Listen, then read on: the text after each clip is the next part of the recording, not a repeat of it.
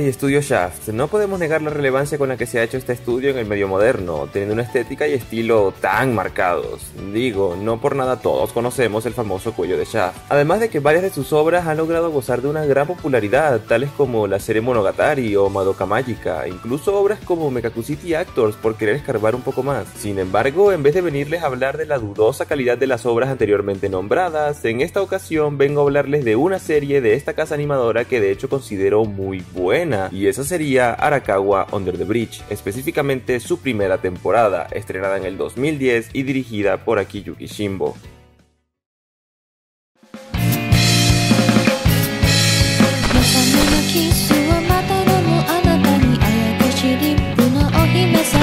Arakawa Under the Bridge nos cuenta la historia de Koichi Nomiya, el exitoso heredero de una de las compañías más importantes de Japón, quien vive bajo la rigurosa filosofía de su familia de nunca deberle nada a nadie. Un día, mientras iba pasando por el puente Arakawa, una pandilla de adolescentes le quita los pantalones y se los cuelga en la parte más alta del puente. Tratando de recuperarlos, este cae al río y estando prácticamente al borde de la muerte es rescatado por una misteriosa chica. Ahora este le debe su vida entera a esta chica y le ofrece concederle lo que ella desee, a lo que le pide que se enamore de ella y se vaya a vivir bajo del puente. Lo primero de lo que me gustaría hablar en cuanto a esta serie es sobre su presentación visual, ya que es un apartado en el que la obra logra desenvolverse excelentemente. En primera tenemos el manejo de su escenario, ya que aunque la mayor parte del tiempo nos encontremos en el mismo lugar, en este caso la ribera bajo el puente Arakawa, siendo un lugar que podríamos llamar simple, ya que gran porcentaje del mismo se basa en hierba, agua, el puente y el cielo, la dirección visual y artística se encarga de que este lugar se sienta atractivo e incluso se sienta nuevo de manera constante.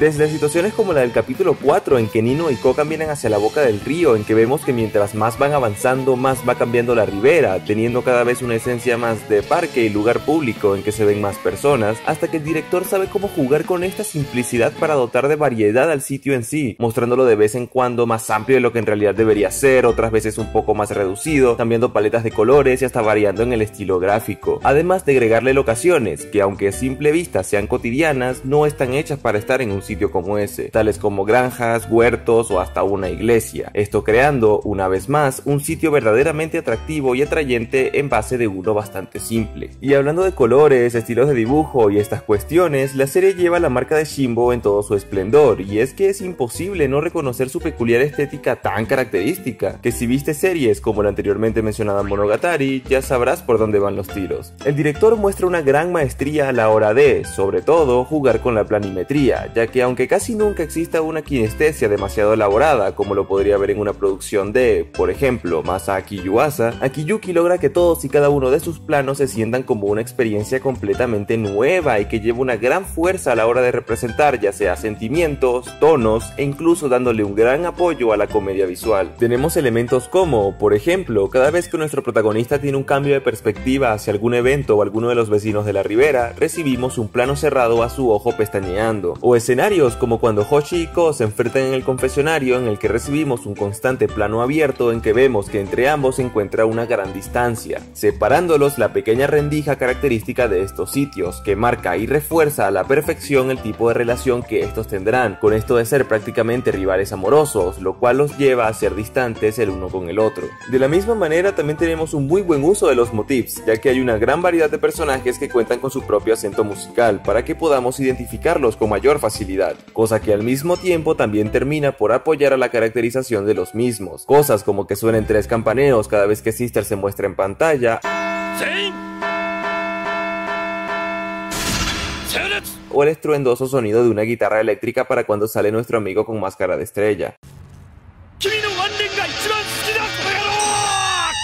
Contando con un soundtrack que en su mayoría se verá compuesto con música que podría clasificar como veraniega y bastante agradable, que calza a la perfección con el tono cómico que la serie lleva en su mayor parte, pero que también posee cierta variedad, como tonadas un poco más místicas para acompañar sobre todo momentos como los monólogos de Ko al inicio de algunos de los capítulos de la obra. Así que sí, ya para empezar puedo asegurarles que la serie lleva consigo un excelente apartado técnico, muy cuidado, pensado y verdaderamente atractivo. Algo que me gusta gustaría mencionar es que la serie tiene un formato que puede llegar a ser cuanto menos inusual, ya que aunque esta primera temporada se conforme de 12 capítulos de 24 minutos cada uno, estos están separados en pequeños capítulos cortos haciendo una suerte de sketches. Sin embargo, a diferencia de otras series del estilo, como Se me ocurre, Asobi Asobase, estos mini capítulos nunca estarán completamente desconectados el uno del otro. Por el contrario, la serie sí lleva una continuidad más fija, pudiendo decir que es semi-episódica. Ahora, el porqué de esta decisión, pues, a mi parecer, es debido a la naturaleza cómica y absurda de la serie. Al separar los capítulos de esta manera, hace que sea un poco más fácil y hasta dinámico de seguir para el espectador. Y sí, como dije, esta es una serie de comedia con un tono absurdo muy marcado, dos factores que harán que muchos de ustedes la vean con malos ojos y se alejen.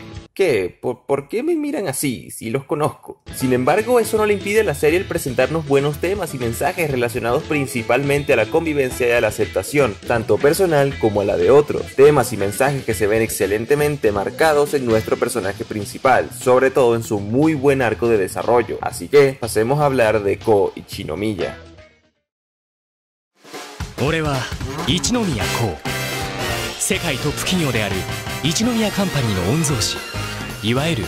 生まれながらの勝ち組というやつだ。 La serie empieza con la presentación de nuestro protagonista, quien es el heredero de una importante compañía de Japón, por lo que lleva una vida prácticamente perfecta y llena de lujos, quien a su vez vive bajo la estricta filosofía de su familia de nunca deberle nada a nadie, siempre devolver los favores que le hagan, cosa que incluso lleva escrita en su corbata. Este momento nos describe el contexto de nuestro protagonista, su prestigiosa posición social, su poder y el estilo de vida que lleva, para inmediatamente sacarlo de su zona de confort y colocarlo en uno completamente nuevo y diferente, cosa que será la manera en que la obra desarrollará el susodicho. Vemos que mientras estuvo caminando por el puente Arakawa ocurrió un accidente donde una pandilla de adolescentes le quitó sus pantalones y se los colgaron en el punto más alto de dicho lugar. Mientras este se encontraba escalando uno de los pilares, aparece Nino, una misteriosa chica que le ofrece ayuda con su caña de pescar, a lo que Ko, a pesar de estar en semejante situación, decide rechazar la oferta y obtener su prenda por su propia cuenta, siendo una buena manera de mostrarnos lo apegado y hasta extremista que este puede llegar a ser en cuanto a su filosofía. Sin embargo, no pasa mucho tiempo para que ello le pase factura, ya que termina cayendo al río con todo y pilar. Estando hundido en el agua, este cae en desesperación, dándose cuenta de que no es una situación de la que pueda salir solo. La chica es quien lo salva de la situación.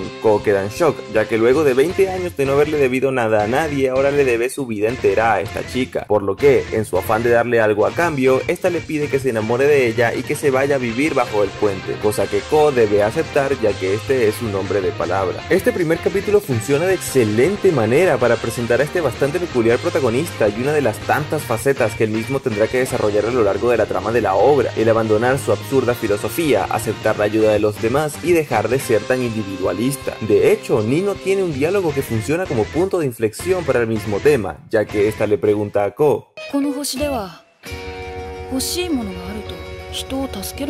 además de lo anteriormente expuesto, la serie lleva consigo mensajes sobre convivencia y las relaciones y trato con los demás, siendo que Ko se ve expuesto a toda esta comunidad de personas extremadamente raras con las que tendrá que acostumbrarse a compartir lugar de residencia, aceptarlos e incluso terminar por agarrarles cierto aprecio. Y así como con el primer capítulo, la serie también hace un excelente trabajo a la hora de presentar este tema. En el segundo capítulo vemos que los vecinos le harán una fiesta de bienvenida a Ko, ya que ahora será su nuevo vecino, a lo que estos le piden que por favor se presente. Al momento de presentarse, empieza a alardear por todos los bienes que posee, su vida llena de lujo, sus éxitos en la escuela, la cuestión de la compañía y demás, a lo que se ve abruptamente interrumpido de una patada del jefe de la ribera y siendo reprendido por los vecinos, los cuales le dicen: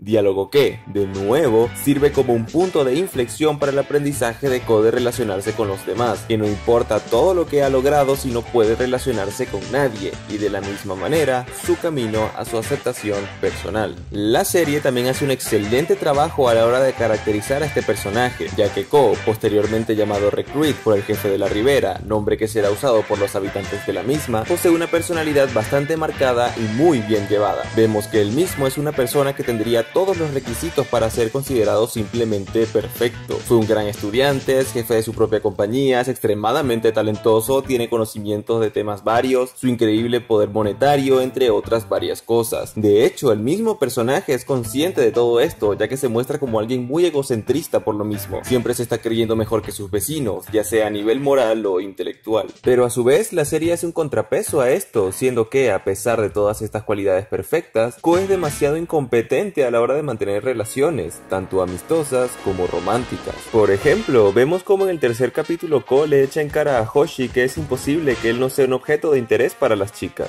siendo que incluso una vez durante la secundaria 100 muchachas diferentes le regalaron chocolates para San Valentín, por lo que sería igualmente imposible que Nino rechazara una cita con él, para luego en el mismo capítulo ver cómo a este se le dificulta mucho el pedirle la cita a Nino, incluso llegando a no saber cómo funciona una, ya que nunca tuvo algo como eso, debido a su misma forma de ser tan individualista, armando un plan innecesariamente elaborado para invitar a la chica, solo para ser rechazado, ya que Nino no gusta de esas cosas tan complejas. O con momentos como cuando Nino entra por primera vez a su casa y vemos a un Ko nervioso por no saber exactamente de qué hablar con ella, pasando por un extenso proceso de sobrepensamiento para dar con un buen tema, y cuando es capaz de escupir una palabra preguntándole sobre Venus, termina por fracasar y acabar hablando simplemente del clima. La serie también se encarga de darle buenas razones para que Ko se comporte de esta manera, ya que su personalidad está directamente relacionada a cómo este fue criado. Durante toda la serie nos muestran en distintas ocasiones flashbacks de la niñez de Ko y la relación que tuvo con su padre, siendo estos contados por el mismo protagonista, lo cual a su vez le da una visión mucho más personal al espectador en cuanto a este pasado. Incluso desde el primer capítulo ya nos lo están presentando. Recruit nos cuenta que en su tercer cumpleaños fue cuando este fue introducido a la dichosa filosofía de vida de la familia Ichinomiya, su padre haciendo que le pague por los cuidados que este le dio durante esos 3 años, vistiéndose de bebé y obligando a Ko a que se haga cargo de él. O por ejemplo, en el segundo capítulo, cuando este toma un baño en pipote, podemos expectar que Ko se conmueve frente al hecho de que Nino le lave el cabello, llegando incluso a llorar y ser incapaz de recriminarle. Acto seguido, este nos cuenta que su padre hizo eso por él una vez, pero luego tuvo que pagárselo. Pero no es tanto el hecho de que haya tenido que devolver el favor, sino que fue en esa misma ocasión en que su padre le dijo que de ese momento en adelante tendría que valerse por sí mismo, que él ya no le ayudaría, rompiendo en llanto porque no sería capaz de volver a sentir el calor de su figura paterna, dándole mucha más fuerza a ese momento de conmoción. A su vez, estos flashbacks también funcionarán para construir tanto la personalidad del padre Ichinomiya como la relación tan distante y conflictiva que posee con su hijo, estableciendo que Ko siempre ha buscado la aprobación de su padre, como cuando nos relatan sobre ese día de padres en la escuela en que Ko dice querer ser como su progenitor, pero este le reprocha diciendo que tiene un deseo demasiado débil y ambiguo, cosa que es un punto clave para construir el conflicto que tomará lugar ya al final de la serie y quedará con una muy satisfactoria conclusión al desarrollo de nuestro personaje principal.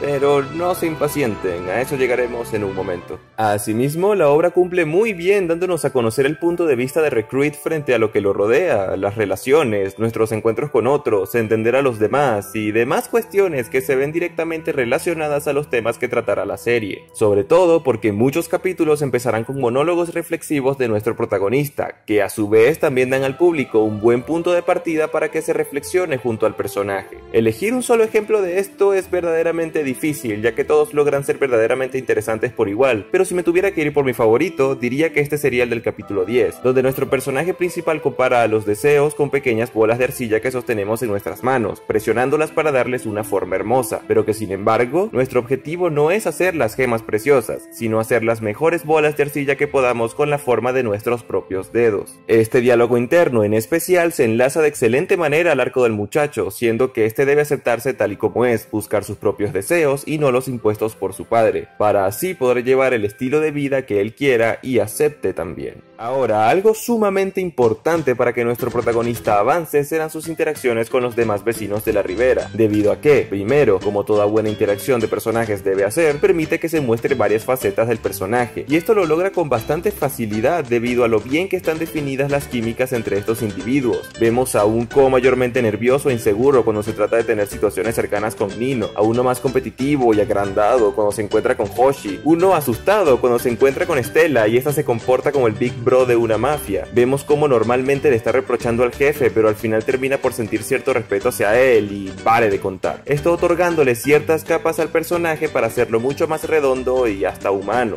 Pero a lo que realmente quiero llegar con esto es que serán estos mismos vecinos quienes le enseñarán a Ko los distintos valores que la serie quiere transmitirte. Por ejemplo, nos cuentan que no debemos de juzgar a las personas a simple vista, que la primera impresión no lo es todo y que primero se debe conocer bien a la gente, en situaciones como cuando conoce a Pico por primera vez. En el quinto capítulo de la serie, donde Sister le pide a Ko que vaya a buscar verduras en el huerto de la ribera, este conoce a Pico, la encargada del huerto, quien se muestra como una chica extremadamente torpe y hasta infantil, pero luego esta misma le demuestra a Ko que no es del todo así. De hecho, es más madura de lo que aparenta, siendo bastante dedicada en su trabajo, e incluso finalizando el capítulo 8, esta le comparte unas palabras que serán decisivas para el proceso de desarrollo del personaje, mostrándonos con esta interacción que, oye, puede que la chica no tenga los pies muy sobre la tierra, pero que aún así la misma posee cierta madurez y dedicación que también merecen su valor. O tal vez pueda ser de la otra manera, que la gente no pueda ser tan buena como aparenta serlo, cosa que se muestra con la presentación del personaje de Stella. Vemos cómo, cuando esta llega y a Ko le toca cuidarla mientras Sister está ocupado, este la ve como una niña tierna e inocente que se debe proteger, incluso se refleja con ella, ya que piensa que ha de sentirse sola al ser una huérfana,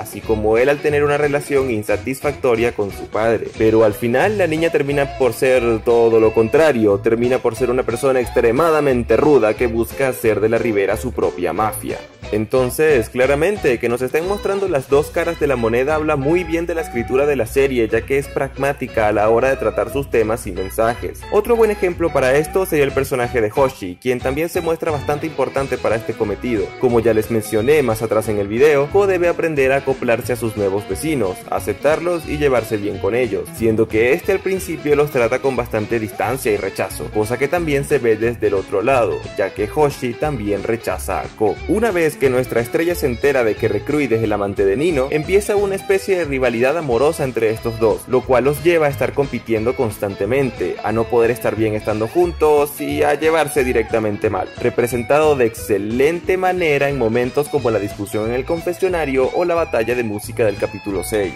E incluso podemos ver cómo en cierto punto Ko también quiere cambiar a sus vecinos, usando como herramienta para ello la escuela que monta bajo la necesidad de tener que conseguir un trabajo para colaborar en la ribera. Este nos dice que quiere enseñarles a los vecinos sentido común, básicamente moldearlos a su propio parecer. Y, además de ser él quien al final debe ajustarse a sus estudiantes para poder hacer que se interesen en sus clases, todo este embrollo del sentido común se le cae en el momento en el que Pico le explica por qué está enamorada del jefe. Ella dice que el jefe podrá no ser una persona muy normal y que llega a ser incluso absurda, pero el hecho de que sea tan devoto a su estilo de vida y aceptarse tal y como es lo que a ella le atrae, lo que deja a Ko cuestionándose a sí mismo lo que en verdad significa el dichoso sentido común, enseñándole al protagonista que no es correcto que esté juzgando a los habitantes de la ribera solo por ser diferentes de lo que él cree normal, y que de la misma manera está mal cambiarlos por eso mismo, y que de hecho él debe aprender a aceptarse a sí mismo, cosa que su estricto modo de vida no le ha dejado. Y a su vez, como podrán suponer, la relación de Ko con sus vecinos también va avanzando durante los capítulos de la trama, mientras este va mejorando aspectos de su propia personalidad y va pasando más tiempo con ellos, siendo el mejor exponente de esto su relación con Nino. Al principio de la serie estos dos comienzan una relación por puro compromiso, porque Ko debe devolverle de alguna manera el favor de haberle salvado la vida, pero a medida que avanzamos vemos como estos de manera natural se van sintiendo cada vez más como una pareja genuina, el cómo estos al pasar de los capítulos se van entendiendo cada vez más, y ayuda mucho al que estos sean personas que son igual de inexpertos en el tema de las relaciones, teniendo que ir experimentando un montón de cosas por primera vez juntos, tales como tener citas o incluso darse un beso, cosa que hace más palpable su relación, ya que el tener sus primeras experiencias estando juntos hace que naturalmente estos se sientan más unidos de por sí, agregando que ayuda al momento de crear escenas tanto cómicas como enternecedoras por igual, como cuando se dan su primer beso en casa de Ko, cuando este último salva el barco de hierba que se atascó en medio del río respectivamente. Además de que logramos observar cómo Ko poco a poco va aceptando la peculiar forma de ser de Nino con todo esto de ser venusiana, e incluso llegar a interesarse genuinamente por ella, llegando a preguntarle incluso de su pasado.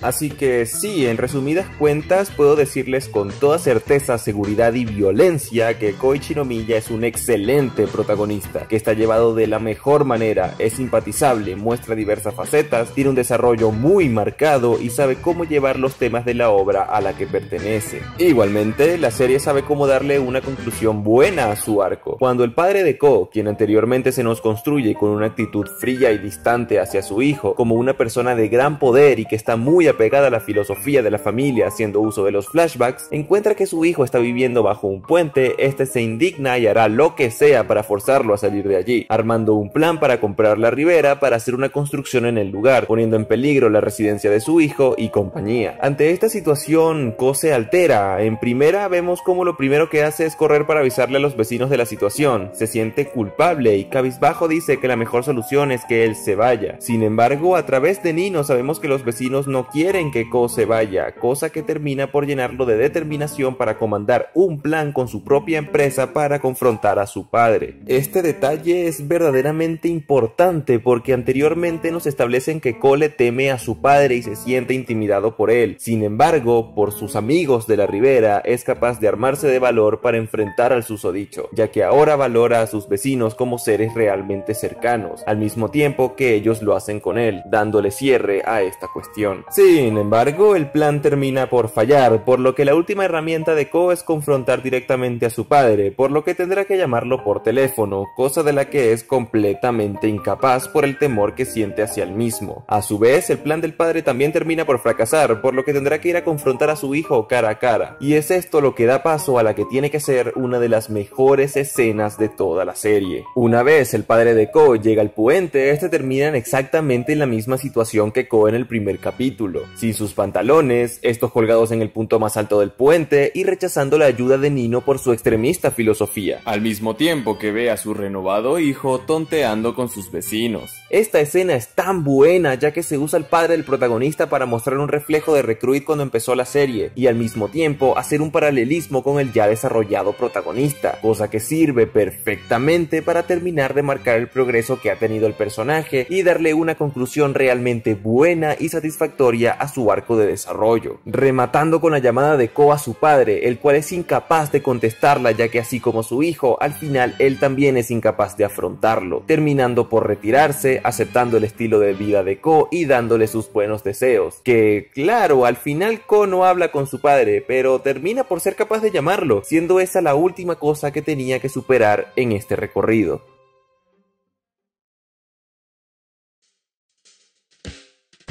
El resto de vecinos de la ribera son un grupo de personajes al que podríamos llamar cuanto menos peculiares, ya que estos provienen de conceptos realmente absurdos, tales como un veterano de guerra que ahora es una monja, un hombre que se cree un capa o una niña huérfana que se comporta como la capa de una mafia, cosa que al final no hace más que sumarle al tono cómico e igualmente absurdo de la serie en general, y de la misma manera todos son poseedores de características individuales bastante únicas, una excelente caracterización y de buenos diseños que los hacen bastante memorables. Sobre todo porque la serie hace un muy buen trabajo a la hora de definir las relaciones de sus personajes, entregándonos una selección muy variada de las mismas, ayudándose con las personalidades tan marcadas de estos individuos que hacen buenos contrastes entre sí, dando paso a muy buenas interacciones, que una vez más, como toda buena interacción entre personajes debería de hacer, nos permiten conocer varias facetas de estos. Por ejemplo, tenemos a Sister, el veterano de guerra que ahora es una monja que les mencioné hace nada. Este es una persona bastante madura y seria, pero que gracias a su pasado bélico este es fácilmente alterable y siempre está alerta de lanzar un contraataque. Podemos ver cómo este actúa como una especie de refugio para Ko, ya que para este es como su respiro a la falta de sentido común de los demás habitantes. Con Stella actúa como una figura paterna, con el jefe es extremadamente condescendiente y el cómo muestra debilidad al estar con María. Y realmente podríamos decir lo mismo de prácticamente todos los personajes, Hoshi siendo un odioso con Recruit pero simpeándole a Nino, Stella siendo ruda y violenta con Ko pero mostrando su lado más inocente y aniñado cuando se encuentra con Sister, Jefe siendo normalmente una persona relajada pero mostrándose determinado en situaciones de peligro y pare usted de contar. De igual forma también se deja bastante claro lo unidos que son en esta comunidad, con cosas como las constantes fiestas que realizan para dar la bienvenida a los nuevos vecinos, el hecho de que todos vayan a misa los domingos sin excepción, o la importancia que le tienen al trabajo en equipo como en la situación del incendio, haciendo que de verdad se logre sentir esa unidad que poseen, haciéndolos ver casi como una familia, siendo que los únicos que llegan a fallar en este campo serían Shiro y María, ya que sí, siguen siendo personajes cuanto menos divertidos e igualmente memorables. Digo, a María incluso le dedican su propio opening en el capítulo 5, pero sus químicas están bastante limitadas, siendo Shiro un personaje que realmente sale bastante poco y María caracterizándose por ser una coño de su madre con los hombres y amable con las mujeres, siendo que solo vemos esos dos lados. También vale la pena mencionar que se encargan de dar cierta justificación a algunos de sus personajes para que se comporten como lo hacen en el tiempo presente de la serie, algunos de manera un poco más limitada, como con Shiro, quien empezó su juego de ir por las líneas blancas hace 6 años, abandonando incluso a su esposa por ello, y otros de manera un tanto más completa, como es en el caso de Hoshi. Con este personaje se nos cuenta que él era un cantante profesional, pero que al no tener talento a la hora de escribir canciones, esa tarea la hacía su productor, quien era un genio del marketing. Sin embargo, es por eso mismo que su carrera era insatisfactoria, ya que no podía cantar lo que él de verdad sentía y quería. Por esa razón, Hoshi se iba a desahogar bajo el puente usando una máscara de una luna a cantar a todo pulmón sus propias canciones. Allí fue donde conoció a Nino, quien siempre lo escuchaba, la cual también le convence de que su propia música es buena, ya que el hecho de que fuera propia ya la hacía increíble, que ella lo veía como una estrella, cosa que claramente justifica de buena manera a Hoshi y su amor por Nino. Ahora, sí es cierto que en cuanto a estos personajes, la temporada se deja ciertas cosas en el aire, como el pasado de Nino, del cual terminamos por no saber realmente nada, lo mismo con el trasfondo de María, ya que esta interrumpe a Sister cuando nos lo iban a contar, y el qué clase de poder tiene el jefe para poder convencer al Ministerio de Construcción de cancelar el proyecto del grupo Ichinomiya, haciéndolos quedar como datos ambiguos, y en el caso del Kappa hace que se sienta más como algo conveniente para sacar a los personajes de aquella situación. Sin embargo, pongamos un parado aquí, ya que creo que sería algo injusto remarcar a las apuradas esto como un error, ya que luego será la segunda temporada de la obra la que se enfocará más en este grupo de personajes, sobre todo en Nino, por lo que dejará en claro cosas que en esta temporada se escaparon. Siendo esta una serie que le toma una gran importancia a su comedia, obviamente este también es un elemento que sale mucho a relucir. En principio porque esta es demasiado variada, tenemos comedia slapstick, humor absurdo, exagerado, inesperado, mucha presencia de chistes visuales y hasta un buen manejo del humor referencial. Digo, ¿cuándo han visto que una serie haga referencia a Hunter x Hunter y a Hokuto no Ken al mismo tiempo y que no sea necesario conocer las series para que el mismo funcione? Obviamente también apoyándose muchísimo de sus tan peculiares y distintivos personajes que tienen interacciones extremadamente graciosas y entretenidas debido al contraste entre sus personalidades. De igual forma, la comedia también es usada como un elemento clave incluso para seguir explorando un poco más a los personajes, cosa que es realmente sorprendente ya que no son muchos los casos en que un chiste puede ser usado de esta manera. Como ejemplo de esto tenemos el capítulo 4 donde Ko y Nino están en su caminata hacia la boca del río y Ko empieza a decir cosas sobre mantener una distancia perfecta para la primera cita, lo cual los lleva a distanciarse y empezar a correr tratando de esconderse el uno del otro para seguir la supuesta regla que, cabe remarcar, Ko leyó en un manga en la noche anterior. Dicha escena sirve para mostrarnos lo incompetentes que son estos personajes a la hora de relacionarse con otros, para a su vez marcar la distancia que aún se encuentra entre ellos, cosa que rematamos con la escena en que Ko demuestra estar interesado en el pasado de Nino y luego salvar el barquito de pasto que esta última hizo, diciendo que confía en que algún día ellos podrán llegar a ser muy cercanos a pesar de sus diferencias. Ya para finalizar, sí, Arakawa Bajo el Puente es un anime que vale completamente tu tiempo y el de todos, contando con un protagonista realmente bueno, con un desarrollo muy bien llevado y construido, y que sabe reflejar a la perfección los mensajes que la serie quiere transmitirnos, siendo estos mensajes sobre la aceptación con los demás y la convivencia, mostrándose bastante amplio y hasta pragmático en el mismo, sin contar que son mensajes bastante positivos de un gran valor, con un cast de personajes secundarios que a pesar de que no serán tan profundizados como el personaje principal, estos siguen contando con un gran carisma, personalidades marcadas, interacciones excelentes e incluso alguno que otro contará con su pequeño trasfondo, además de claramente funcionar para ayudar al protagonista con su arco, contando con una comedia muy variada y realmente divertida y que incluso se verá como un recurso que aportará su propia parte a la escritura de la serie, con un apartado visual realmente destacable que cuenta con un gran sentido de la estética, siendo bastante variado y llegando a representar a la perfección el sentir de sus personajes y el tono de cada escena. La recomiendo muy abiertamente, creo que es una serie que no te puede faltar y que incluso no temería llamarla el mejor anime que haya hecho su estudio.